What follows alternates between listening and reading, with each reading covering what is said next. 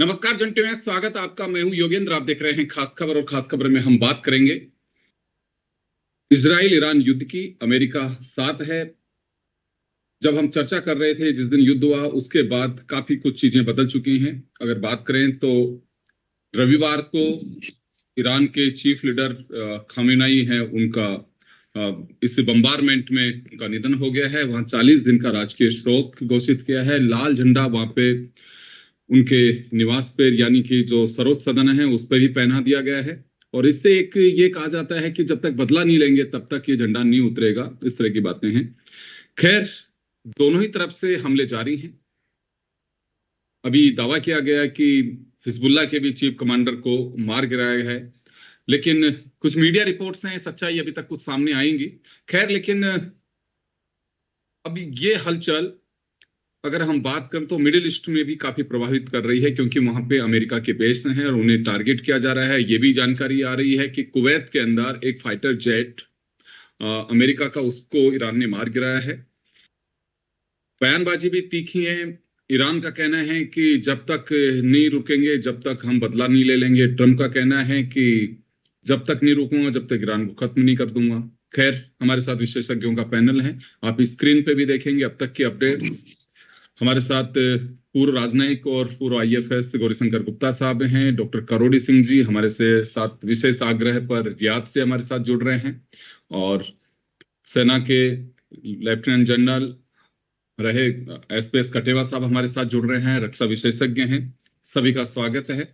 मैं गुप्ता साहब आपके पास में आना चाहूंगा। काफी कुछ बदलाव है। आप लोगों ने आशंका भी जाहिर की थी कि हमारे साथ अगर यूं देखें तो कोई बहुत ज्यादा हित ईरान के साथ नहीं है। चार वाहक जो हमारा एक कॉरिडोर है, उसको छोड़ करके बाकी अगर देखें, हमारी वहां से इंपोर्ट एक्सपोर्ट भी बहुत ज्यादा नहीं है। हाँ, लेकिन कुछ हित है इजराइल के साथ भी और ईरान के साथ में।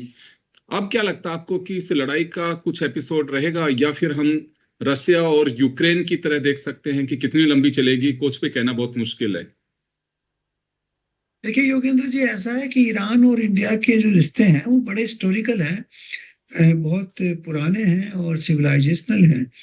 तो हम ये तो नहीं कह सकते कि हमारा कोई हित उनमें नहीं है, बिल्कुल है। लेकिन और हम ये भी नहीं चाहते थे कि ये वार इस तरह से आगे बढ़े। हम तो चाह रहे थे कि डिप्लोमेसी से सारा समाधान हो जाए। लेकिन ये वार लग रहा था, इसका कारण ये है, देखिए तीन चार चीजें हैं इसमें।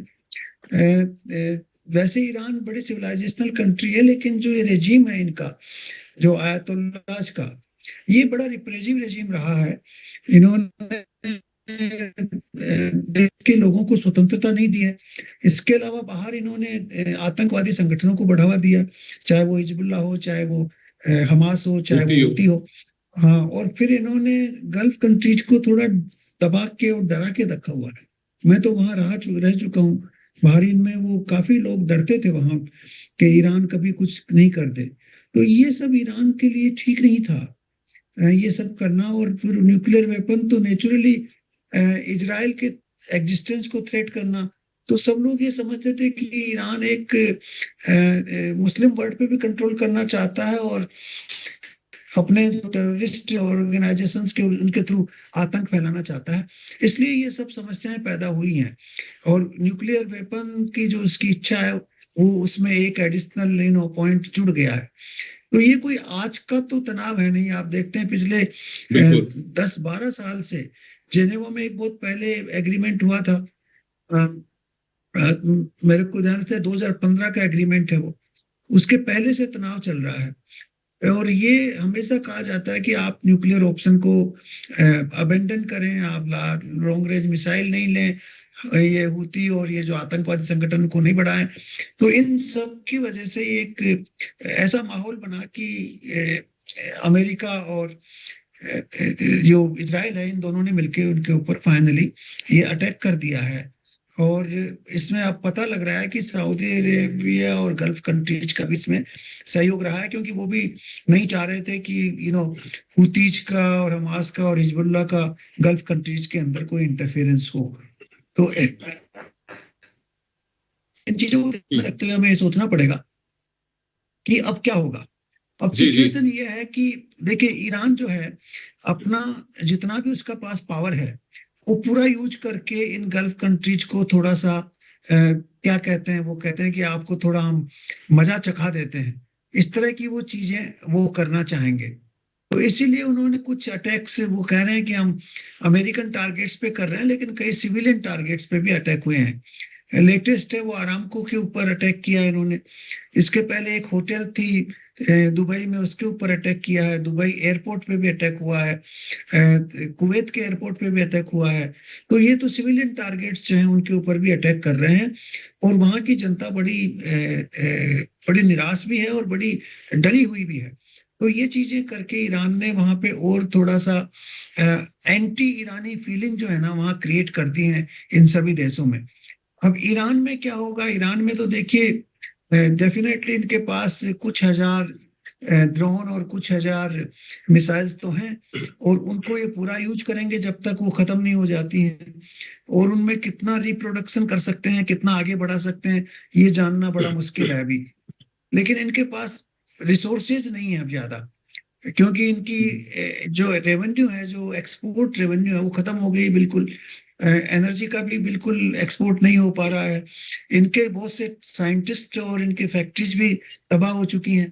तो ये किस समय तक ये कितना चल पाएगा ये नहीं कह सकते, लेकिन उसके बाद मेरे को लग रहा है कि कुछ हद तक गुरेला वारफेयर चलेगा यहाँ पे इस रीजन में। ईरान जो है वो छोटे छोटे ग्रुप्स बना के उनको सपोर्ट करके इधर उधर अटैक करता रहेगा इजरायली टारगेट्स पे, और कुछ गल्फ में जो अमेरिकन टारगेट्स हैं उनके ऊपर अटैक चलता रहेगा। तो ये इनस्टेबिलिटी इस रीजन में अभी कई महीनों तक चल सकती है। हो सकता है वो 6 महीने 8-10 महीने भी चले, कुछ कहा नहीं जा सकता इस समय पे। लेकिन अभी मेरे को जो लग रहा है कि ईरान की जो शक्ति है वो बिल्कुल क्षीण हो जाएगी धीरे धीरे करके, और उसके बाद ये बड़े अटैक्स हैं वो बंद हो जाएंगे, और फिर गुरेला अटैक्स रहेंगे। इस बीच में अगर ईरान में कोई ऐसा परिवर्तन आया, कोई मॉडरेट सरकार बन गई, कोई जैन जी का लोग आ गए और कहते हैं कि हम मॉडरेट सरकार बनाना चाहते हैं, तो फिर हो सकता है कि एक समाधान निकल जाए, एक एग्रीमेंट भी हो जाए, और उसके बाद ये युद्ध पूरी तरह से समाप्त हो जाए। लेकिन अभी आज की तारीख में ऐसा नहीं लग रहा है कि कोई मॉडरेट सरकार वहां बनेगी, क्योंकि अभी तक तो जो आयतुल्लाह के जो सक्सेसर हैं उनको नॉमिनेशन की बात हो रही है, वो सारे के सारे उसी ब्रांड के लोग हैं जो फंडामेंटलिस्ट और रेडिकल लोग हैं। तो उसी ब्रांड के अगर लोग आएंगे तो फिर कोई समझौता होने के आसार नहीं है। फिर सैंक्शन चलेंगी, इकोनॉमिक हार्डशिप्स बढ़ेंगी, और ये वार इनडायरेक्ट रूप से किसी न किसी रूप में चलता रहेगा, ऐसा मेरा मानना है। और पूरे रीजन में अस्थिरता से हमारे को भी नुकसान होगा, उसका अपन अलग से बात करेंगे। बिल्कुल, क्योंकि मैंने जिस तरह से पहले कहा कि क्योंकि देखिए वहां पे चाबहार पोर्ट पे हम लोगों ने इन्वेस्ट किया हुआ है, हिस्टोरिकल उनके साथ रिलेशन है, लेकिन जैसे एक चर्चा थी कि बहुत महंगाई बढ़ जाएगी, बहुत सी सारी चीजें हो जाएंगी, वो मुझे लगता है कि वहां से पॉइंट्स में हम लोग वहां से इंपोर्ट करते हैं। चले करोड़ी सिंह जी का रुख करना चाहूंगा मैं। सिंह साहब, क्या मानना, आप तो खुद रियाद में हैं और मिडिल ईस्ट को भी काफी इसमें कहा जा रहा है, गल्फ कंट्री जो हैं उनमें भी अभी मैं देख रहा हूं कि जो अटैक्स में हैं, प्रिंस सुल्तान ने भी कहा है कि 5 ड्रोन उनके एक इम्पोर्टेंट जो पैलेस है उसके पास में आकर के गिरे हैं और जिन्हें खत्म कर दिया गया है।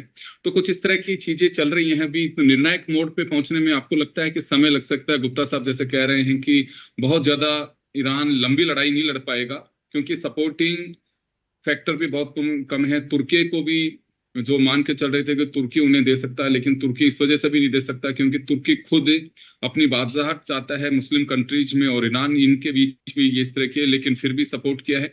चाइना और रसिया ने भी इस स्ट्राइक को गलत बताया है, लेकिन खुलकर के कौन साथ देगा ये बड़ी बात है। तो क्या लगता है आपको कि जिस तरह का अटैक हुआ है और खामेनेई उनके टॉप लीडर, उनके अलावा और लोग, रक्षा मंत्री, सब लोग तबाह हो चुके हैं इसमें, तो ये एक मॉरली एक ईरान पे कुछ इसका प्रेशर कहा जा सकता है इस स्ट्राइक का जो रविवार को की गई है? देखिए योगेंद्र जी, अभी हम मीडिया में डिस्कस कर रहे हैं कि ये स्ट्राइक क्यों किया गया।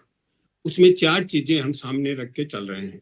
एक तो ये कि खोमेनी और उनकी जो सरकार थी उसका बड़ा आतंक था, अपने ही देश में जनता को दबा रहे थे, तो वहां की जनता को लिबरेट करवाना था। एक तो ये दे रहे हैं बात। दूसरा ये कह रहे हैं कि वो दुनिया में आतंकवाद फैला रहे थे। तीसरा ये कह रहे हैं कि वो न्यूक्लियर बम बना रहे थे। और चौथा ये कह रहे हैं कि वो मिसाइल्स बना रहे थे, बड़ी बहुत ही हाइपरसोनिक मिसाइल वगैरह, इसलिए ये सब हमें रोकना था। मुझे लगता है ये चारों ही बहाने हैं। जिस तरीके से अटैक हुआ और जिस स्टाइल में हुआ है, क्योंकि अगर न्यूक्लियराइजेशन होता तो स्टार्ट ट्रीटी थी रशिया और अमेरिका के बीच में, वो महीने भर पहले खत्म हो गई। रशिया ने कहा कि 1 साल बढ़ा लेते हैं और फिर नई ट्रीटी करते हैं। ट्रंप ने मना कर दिया कि अब कोई नहीं होगा, तो न्यूक्लियराइजेशन तो बढ़ेगा, डी न्यूक्लियराइजेशन में तो अमेरिका का इंटरेस्ट नहीं है बिल्कुल भी। और लिबरेट करवाने का अमेरिका को राइट किसने दे दिया? क्योंकि उसके लिए दुनिया के देशों का एक संगठन है, संयुक्त राष्ट्र संघ जिसको कहते हैं, वो निर्णय ले। अमेरिका को ये राइट कैसे हो जाता कि वो किसी भी देश पे हजारों किलोमीटर दूर आके अटैक करे? ये किसी भी देश की सोवरेनिटी की बात है, वहां की इंडिपेंडेंस की बात है, तो अमेरिका को ये राइट नहीं मिलता है। तो ये तो चारों तो बहाने हैं। अब देखिए, इजराइल और अमेरिका ने दोनों इसमें किया कि दोनों ने लेकिन अलग अलग ऑपरेशन किए, ऑपरेशन का नाम भी अलग दिया है। तो इंटीग्रेटेड अटैक नहीं किया ईरान पे, कोऑर्डिनेटेड है। 2 अलग अलग ऑपरेशन किए हैं और दोनों ही ऑपरेशन में जो इजराइल की स्ट्रेटेजी है वो रीजनल है और अमेरिका का गोल है वो ग्लोबल गोल है, और उसको लेके इन्होंने इस तरीके से स्ट्राइक किया है। और देखिए, अभी तक ट्रंप ने आने के बाद वेनेजुएला किया, नाइजीरिया पे किया और अब ईरान पे किया है। तो उनकी अमेरिका की एक ग्लोबल स्ट्रेटेजी ये है कि रशिया और चाइना को उनकी टेरिटरी में बांध दिया जाए, बाहर वो प्रभाव नहीं दिखाएं। क्योंकि चीन को सबसे ज्यादा तेल वेनेजुएला और ईरान से मिलता था, नाइजीरिया से भी चीन के अच्छे रिश्ते हैं, रशिया के भी अच्छे रिश्ते हैं, अफ्रीका का सबसे बड़ा कंट्री है। तो ऐसी स्थिति में मुझे लगता है कि अमेरिका का ईरान गोल ही नहीं है, वो तो इजराइल उनका अपना है और इजराइल के थ्रू वो मिडिल ईस्ट में अपना प्रभाव रखना चाहते हैं, ये तो है।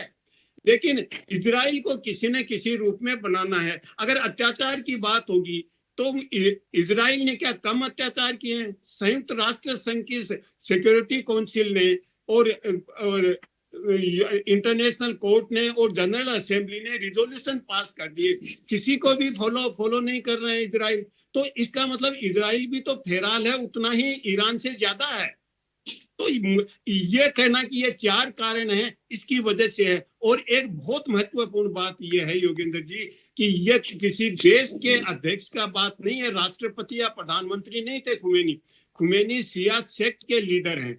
तो आदि जो मुस्लिम आबादी है उसके वो नेता हैं। केवल ईरान में ही नहीं है शिया, दूसरे देशों में भी हैं और पश्चिमी देशों में भी हैं। तो किसी धार्मिक लीडर को मारना इस तरीके से कि पॉलिटिकल लीडर का तो हम एक साइड में रख देते हैं, तो लेकिन धार्मिक लीडर को मानने के बाद में वो रियल सेंस में धर्मयुद्ध या जिहाद कुछ भी कह दीजिए आप, वो स्थिति हो जाती है। तो अगर पॉलिटिकली हम कहेंगे कि कुछ सेटलमेंट हो गया, नेगोशिएशन हो गया, नई सरकार की प्रक्रिया भी वहां चल रही है, एक ट्रांजिशनल काउंसिल भी बन गई है, उसमें लारिजानी और पेजेस्कियन 2 हैं मेरे ख्याल से। लारिजानी को लाए तो पेजेस्कियन ही थे इसी साल के शुरू में, लेकिन वो थोड़े हार्ड लाइनर हैं, पेजेस्कियन उदार है, तो कुछ एडजस्टमेंट हो जाएगा सरकार का। मुझे सरकार वाली बात नहीं है, मुझे धर्म के लीडर को मारना ये बहुत खतरनाक है। और इसको जो एक पूरी कम्युनिटी है वो अलग तरीके के लेगी, तो दुनिया में इससे कोई आतंकवाद कम नहीं होगा, इससे कोई सुधार नहीं होगा।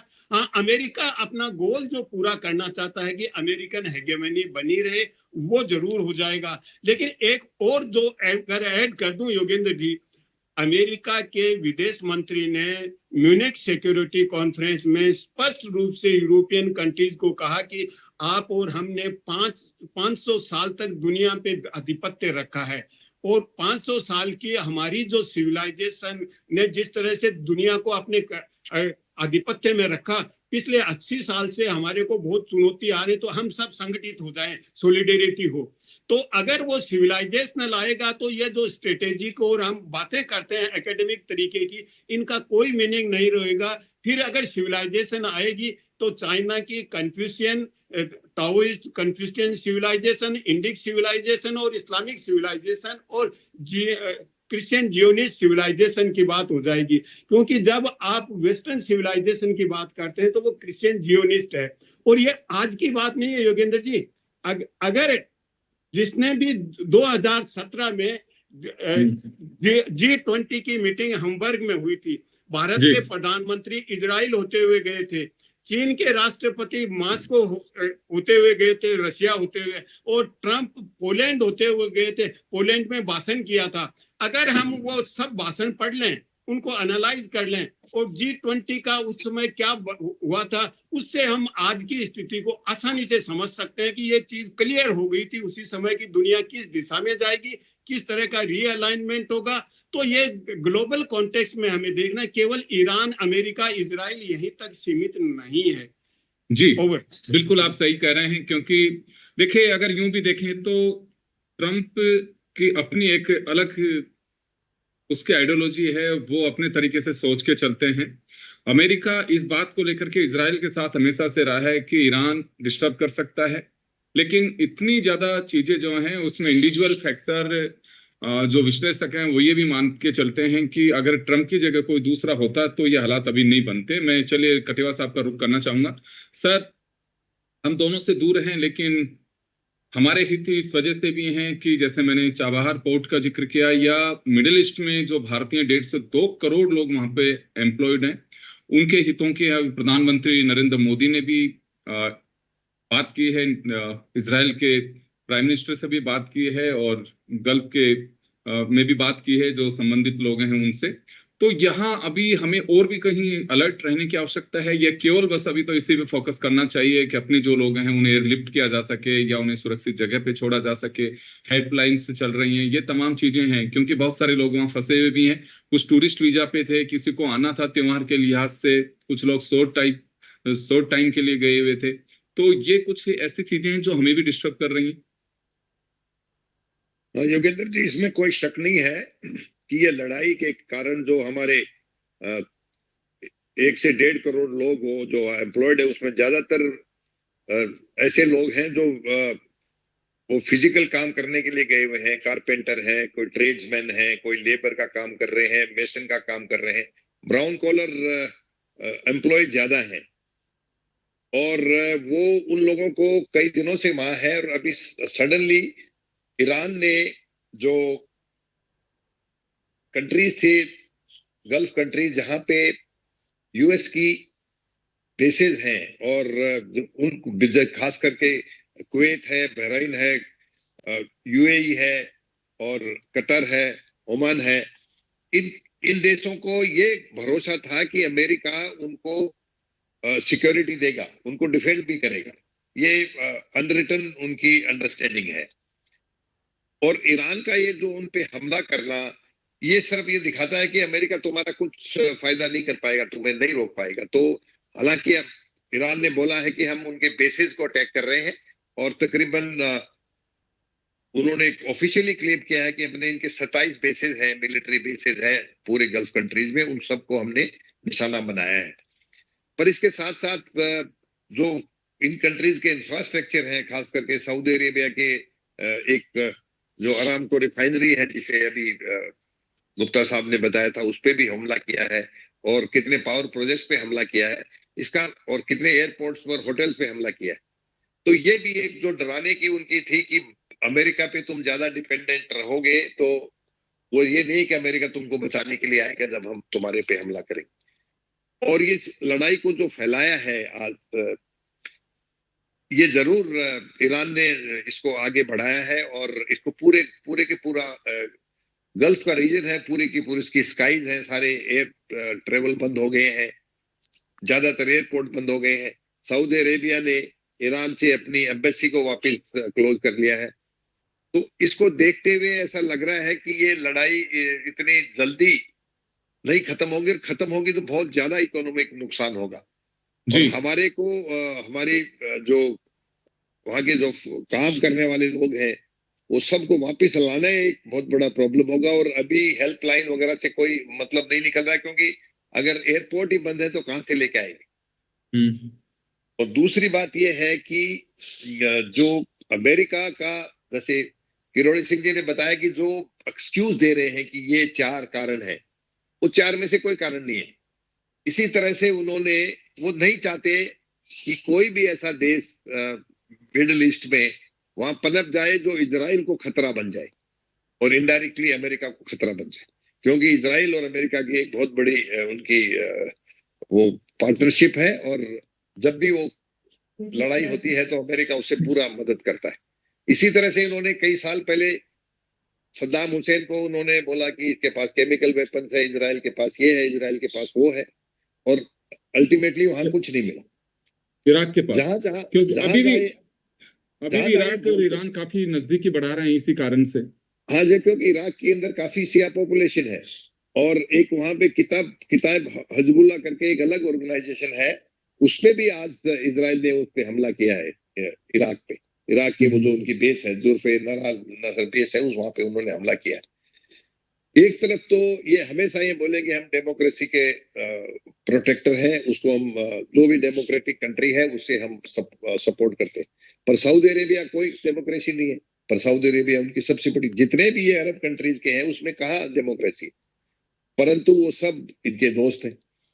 तो दूसरी बात है कि जैसा कि अभी किरोड़ सिंह जी ने बताया कि वो सिर्फ एक नेशनल हेड नहीं थे, नेशनल हेड तो वो अनऑफिशियल थे, पर खमेनी शिया सेक्ट के दुनिया के सबसे बड़े रिलीजियस फिगर थे, रिलीजियस हेड थे, और काफी उनकी इज्जत थी रिलीजन के नाम से। आप देख रहे हैं कि आज दुनिया में कितनी जगह के पर प्रोटेस्ट हुए हैं। हमारे हिंदुस्तान में लखनऊ में प्रोटेस्ट हुए हैं, बाराबंकी में प्रोटेस्ट हुआ, आज कश्मीर वैली में तो पुलिस को बुलाना पड़ा है कि इतना जबरदस्त वहां प्रोटेस्ट हो रहा है। बीती तो रात ये तो जयपुर में भी कुछ विरोध प्रदर्शन हुए हैं बीती रात। हाँ, और अजमेर दूसरी में भी बात, 3 दिन का शौक वहां के सियाओं ने वहां अपनी ओर भी, से डिक्लेयर किया है। हाँ, और कश्मीर के स्कूल बंद किए हैं, और इराक ने भी 3 दिन का उनको वहां शोक किया है। दूसरी बात है कि अमेरिका और इजराइल ने शायद ये सोचा था कि अगर इनकी टॉप लीडरशिप है, जो रिलीजियस हेड तो है ही, खमेनी है ही, पर इसके साथ साथ जो 40-45 जो उनके न्यूक्लियस था उनकी हायरार्की का, चाहे वो आर्मी हो, चाहे वो उनकी पुलिस हो, चाहे उनके इंटेलिजेंस एजेंसीज हो, इन सब को एक साथ जब खत्म कर देंगे तो वे इन्होंने सोचा था कि बिल्कुल वैक्यूम हो जाएगा, वो नहीं हुआ है। और ऐसा जरा सा भी ईरान में नहीं दिखा है कि उनकी हायरार्की को खत्म कर दिया गया है या बीच में वो थोड़े हताश हो गए हैं। ये मुझे ऐसा लग रहा था कि इन लोगों ने पहले से तैयारी कर रखी थी सक्सेशन की। वहां एक सक्सेशन नहीं, उन्होंने 3-3 4-4 सक्सेशन ऑलरेडी वर्कआउट कर रखे, इसीलिए बिना किसी टाइम के नुकसान के उन्होंने लड़ाई में जरा सा भी ढिलाई नहीं बरती, और ऐसा कहीं नहीं दिखा कि उनके आर्मी चीफ को या उनके जो है रिवोल्यूशनरी गार्ड है, इस्लाम इनके जो कोर के जो है चीफ थे, उसको, पुलिस के हेड को, इंटेलिजेंस वाले को, इन सबको मार गिराया है, डिफेंस मिनिस्टर को मार गिराया है। ये सब चीजें कहीं नहीं दिखी। जो रिटेलिएशन था वो उसी स्पीड से उन्होंने किया है और उसे आगे बढ़ाया है। आज कम से कम 10 कंट्रीज के ऊपर जो इनके अलाइंस हैं उन सबको उन्होंने थ्रेटन किया है, उनके ऊपर हमला किया है। और एक छोटा सा सवाल है सर, मेरा एक छोटा सा सवाल होगा। जब हम चर्चा कर रहे हैं उसी दरमियान मीडिया रिपोर्ट्स आ रही हैं, कुछ अमेरिका के साथ 11 देशों ने मिलने की बात कही है, दूसरी तरफ रूस और चीन के विदेश मंत्रियों ने बात की और ईरान पे फोकस करने की बात कही है। तो यहाँ कुछ इस तरह की पोजीशन भी आ सकती है कि यहाँ पे दूसरे देश भी, क्योंकि जैसे अभी गुप्ता साहब ने भी बताया, देखिए ट्रम्प साहब का एक अलग खेल हो रहा है इसमें। पहले वेनेजुएला को भी जो कब्जे में लेने की कोशिश की, और अब ईरान को, क्योंकि उनका सबसे बड़ा जो एनर्जी सेंटर जो है यानी कि फ्यूल है, उस पर कब्जा करना भी एक बहुत बड़ा मानस है। क्योंकि इराक को लेकर के भी यही भ्रम फैलाया गया था कि उनके पास में रासायनिक हथियार हैं या परमाणु बम का इस्तेमाल कर सकते हैं जो दुनिया के और सभ्यता के लिए खतरा हो सकता है, लेकिन वहां कुछ मिला नहीं। सद्दाम हुसैन के जब बाद ही पता लगा कि एक ही मकसद था वहां पे बुश का, कि कैसे भी करके वहां पे तेल के टैंक्स पे और कुओं पर इन पर कब्जा करना था। तो आपको लगता है कि एक एजेंडा ये भी है अभी ट्रम्प का? हाँ, ये जरूर योगेंद्र जी, एक जो जिस तरह की ये पक्का एजेंडा है उनका, इसीलिए आपने देखा होगा कि नाइजीरिया पे भी इसीलिए हमला किया। और इसके साथ साथ वो जो आप यूरोप के जो बाकी देश थे जो उसके एलाइज थे, एक आज डिगो गार्सिया के अंदर जो इंग्लैंड का एक बहुत बड़ा बेस है, वो आज अमेरिका उसको इस्तेमाल करना चाहता था फाइटर्स को लॉन्च करने के लिए। वो इंग्लैंड के ब्रिटेन के प्रधानमंत्री ने उसकी इजाजत नहीं दी है और उससे ट्रंप साहब काफी नाराज हुए हैं। तो जो छोटी मोटी दरारें थी, जो सोच रहे थे कि यूरोप के पूरे देश इनके साथ आ जाएंगे, वो बात नहीं हुई है। क्योंकि जिस तरह से इन्होंने हमला किया है, वो एक तरफ तो बातचीत चल रही थी और बोल रहे थे कि बातचीत अच्छी तरह से आगे प्रोग्रेस कर रही है, पॉजिटिव साइंस है, और उसके साथ साथ एकदम से इस तरह से उनकी पूरी की पूरी लीडरशिप को एलिमिनेट कर दिया गया। दूसरी बात एक और है कि जब से यूक्रेन और रशिया की लड़ाई हुई है, रशिया थोड़ा सा कमजोर पड़ गया है और वो इस तरह की मदद दूसरे देशों को नहीं कर पा रहा है। तो ये यूनिपोलर वर्ड बन गया है, सारे के सारे अमेरिका के साथ ही हैं और अमेरिका को कोई उसको आंखें दिखाने वाला या उसके सामने कोई दूसरा ऑल्टरनेटिव नहीं है। जैसे आज ईरान को लग रहा है कि चाइना और रशिया उसको मॉरल सपोर्ट तो दे रहे हैं, पर मटेरियल सपोर्ट कुछ नहीं है। तो मटेरियल सपोर्ट नहीं होगा तो ईरान के पास इतनी कोई डिफेंस मैन्युफैक्चरिंग की इंडस्ट्री नहीं है कि वो इतने बड़े अमेरिका के इतने शक्तिशाली लंबी लड़ाई लड़ सके, लंबी लड़ाई लड़ सके। चलिए, मैं सर समय कम है, मैं एक मिनट के लिए और आना चाहूंगा। मैं गुप्ता साहब आपके पास में आना चाहूंगा। सर, ऐसा लगता है आपको कि ये बात तो सही है कि इजराइल के उनके अपने संबंध हैं, गल्फ में भी उन्होंने अपने कुछ स्टेशंस बना रखे हैं आर्मी के, लेकिन ये लड़ाई की कुछ वजह और भी लगती है, जैसे वेनेजुएला पे, नाइजीरिया पे, इन सबको कब्जे में लेने के या उन पे अटैक करने का एक मकसद साफ आया कि तेल एक सबसे बड़ा खेल रहा है। ईरान भी एक ही कारण लगता है आपको? देखिए, तेल का खेल मेरे को साइड में लग रहा है। मेरे को लग रहा है कि मेन पर्पज ये था कि इनके पास न्यूक्लियर पावर अगर हो गई तो ये पूरे के पूरे इस्लामिक वर्ल्ड को डरा के रखेंगे और उससे जो यूएस की इन्फ्लुएंस है मिडिल ईस्ट में वो बिल्कुल खत्म हो जाएगा और इजराइल के एग्जिस्टेंस को भी बहुत बड़ा खतरा आ जाएगा। तो ये एक मेरे को लग रहा है मेन कारण है इसका, और यही कारण पिछले 2 डिकेड से ये चलता आ रहा है। इजराइल के एग्जिस्टेंस को खतरा और इनके जो न्यूक्लियर वेपन का बनाने का जो तरीका है या इरादा है, वो सबसे बड़े खतरे हैं। प्लस ये जो आतंकी संगठन है उनको सपोर्ट देना, ये 3 डेफिनेटली बड़े कारण हैं। इंटरनल डिसीडेंस का तो चलो एक अलग चीज है, वो जैसे भी करें, लेकिन इंटरनेशनल अरेना में 3 बड़े कारण हैं। और ऑयल का जो है वो साइड इफेक्ट उसका अच्छा मिल रहा है अमेरिका को, क्योंकि ऑयल एनर्जी सेक्टर पे कंट्रोल भी हो जाएगा और चाइना को ऑयल भी इतना सस्ता नहीं मिलेगा वहां से, तो वो एक बड़ा बेनिफिट इनडायरेक्टली उनको मिल जाएगा इससे। बिल्कुल आप सही कह रहे हैं, क्योंकि देखिए कुछ कारण ऐसे हैं कि अमेरिका का संरक्षण है गल्फ कंट्रीज में, क्योंकि वो ईरान की तुलना में छोटे हैं, देश संपन्न हैं अपने हिसाब से, लेकिन उनको एक संरक्षण चाहिए ताकि ईरान या दूसरे, पहले इराक से भी काफी खतरा रहता था, तो वो संरक्षण अगर इनके पास उस तरह के वेपन्स होंगे और उस डर में अगर कामयाब होता है ईरान, तो फिर वो अमेरिका को महत्व खत्म हो जाता है। क्योंकि एक संरक्षण के लिए तो इतना पैसा भी देना, वहां से मनचाही रेट पे ऑयल वहां से इंपोर्ट करना, ये तमाम जो चीजें हैं वो अमेरिका को भी एक तरह से पोषित कर रही हैं, वो डर के कारण नहीं। चलिए, मैं करोड़ी सिंह जी का रुख करना चाहूंगा। सर, मैं समय कम है तो मैं बहुत ही शॉर्ट में आपसे जानना चाहूंगा कि अब क्या लगता है आपको कि कुछ बीच में बीच बचाव की बात आएगी? ट्रंप का अभी मैं बयान देख रहा हूं कि अमेरिका और इजराइल को भी थोड़ा नुकसान हुआ है, लेकिन हमने ईरान की तमाम सेना और उनके स्टेशन, उनके कमांडर सबको खत्म कर दिया है। तो ऐसा लगता है कि ये ट्रंप साहब का एक मैसेज है दुनिया के सामने देने का कि खत्म होगा, तो लड़ाई कौन लड़ रहा है फिर? देखिए योगेंद्र जी, मैं 2-3 सेंटेंस कहना चाहूंगा। एक तो ये कि ट्रंप ने कहा कि हमने ईरान की कैपेसिटी खत्म कर दी है। ये पहले 12 दिन की लड़ाई हुई थी, उस समय भी कहा था कि हमने न्यूक्लियर ओब्लिटरेशन कर दिया है, ईरान के पास नहीं रहा। तो फिर इस समय न्यूक्लियर इश्यू को उठाने की कोई जरूरत ही नहीं थी अगर उस समय खत्म कर दिया होता। दूसरा, इसी ऑपरेशन के जस्ट बाद ट्रंप 10 मिनट तक बोला, और उस 10 मिनट में एक सेंटेंस बड़ा इंपॉर्टेंट है। उन्होंने कहा nobody should challenge American might. इसका मतलब अमेरिका को कोई चैलेंज नहीं कि हम जो करेंगे वही होगा। और तीसरा आपने कहा विकल्प क्या हो सकता है, मुझे लगता है देखिए सिक्योरिटी काउंसिल की मीटिंग तो शनिवार को हो रही है, फ्रांस ने सबसे पहले मांग की, उसके बाद और देशों ने मांग की, चाइना और रशिया ने भी की। मुझे लगता है अब कुछ देश आगे आ रहे हैं, वो ये कह रहे हैं कि यूएन जनरल असेंबली का इमरजेंसी सेशन होना चाहिए, जो सबसे पहले स्वेज कैनाल के समय 56 में हुआ था, और उस समय अभी रशिया ने यूक्रेन पे जो किया उस समय हुआ है। लेकिन जनरल असेंबली का सेशन होगा, उसमें दुनिया अगर 2/3 भी अमेरिका इजराइल के अगेंस्ट में हो गई तो भी क्या ये मान जाएंगे?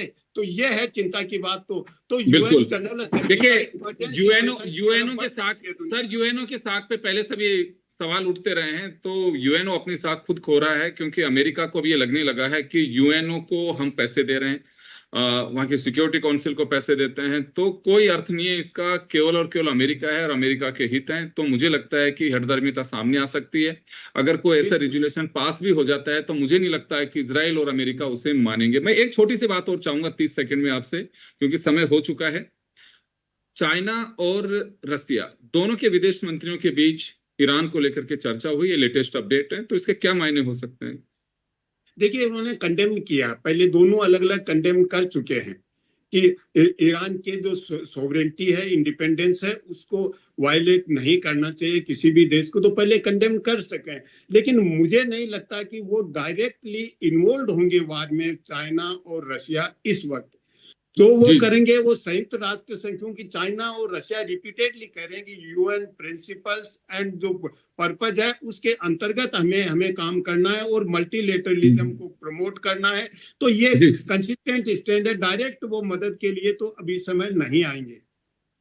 जी बिल्कुल, आप सही कह रहे हैं। चले 30 सेकंड में कटेवा सर आपके पास में मैं आना चाहूंगा। ट्रम्प कह रहे हैं कि आर्मी कमांड हमने डिस्ट्रॉय कर दी, अब कुछ भी नहीं बचा वहां पे। तो ये लड़ाई, हाँ, हिजबुल्ला और हुती का भी अभी एक मीडिया रिपोर्ट्स के अनुसार आ रहा है कि उसने इजराइल के 3 शहरों पे अटैक किए हैं, जिसमें यरूशलेम है, पोर्ट सिटी हाइफा भी है, और एक जगह और किया है उन्होंने। ये 3 जगह पे उन लोगों ने हमले किए हैं। तो इस हमलों को आप किस तरह से देखते हैं? देखिए योगेंद्र जी, ये हमले तो पहले से ही करते रहे हैं, और जब भी ये इस तरह के गुरिल्ला वारफेयर करेंगे मेन लड़ाई के साथ, तो ये टू फ्रंट लड़ाई हो जाती है, 3 फ्रंट लड़ाई हो जाती है, हाइब्रिड लड़ाई हो जाती है। तो ये एक इजराइल के लिए थोड़ा कोई मुश्किल काम है, क्योंकि उनको भी डिस्ट्रॉय करने के लिए जाना पड़ेगा। मैं 10 सेकंड में आपको बताना चाहूंगा कि जो आज उनके F-16 गिरा है, पहले खबर आई थी कि एक F-16 को नीचे गिरा दिया।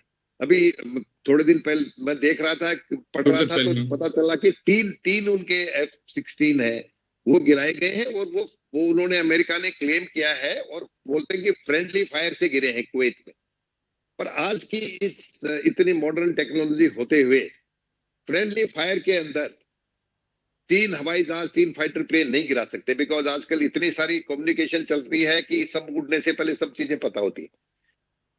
तो इस तरह से हमारा पुलवामा के टाइम जरूर हमारा एक हेलीकॉप्टर, आपको पता होगा, एयरफोर्स का, हमने हमारे फ्रेंडली फायर से गिरा दिया था वैली में।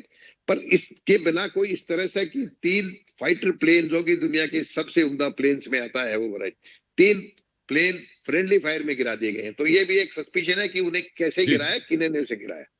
तो ये चलिए, मैं माफी चाहूंगा सर, समय का अभाव, मैं रोकना चाहूंगा तमाम अतिथियों को। तो खैर चलिए, लड़ाई जारी रहेगी। हम ये नहीं कह सकते हैं कि बहुत ही जल्दी से खत्म कर दिया जाएगा। अगर यूएनओ काउंसिल की जो बैठक बुलाई गई है, सिक्योरिटी काउंसिल की जनरल बॉडी की बैठक भी बुलाई गई, तो अगर उसमें भी अगर हम बात करेंगे तो अमेरिका मानेगा। सभी का ये मानना है कि बहुत मुश्किल बात है कि वो अपनी अभी भी, क्योंकि एजेंडा अमेरिका और ट्रम्प दोनों का अलग है, वो एजेंडे के बेस पे चल रहे हैं, उन्हें कोई मतलब नहीं है। क्योंकि ये बात बहुत बड़ी कही अभी करोड़ी सिंह जी ने, अगर न्यूक्लियर उनके स्टेशंस को डिस्ट्रॉय कर दिया गया तो अब क्यों संदेह हो रहा है फिर?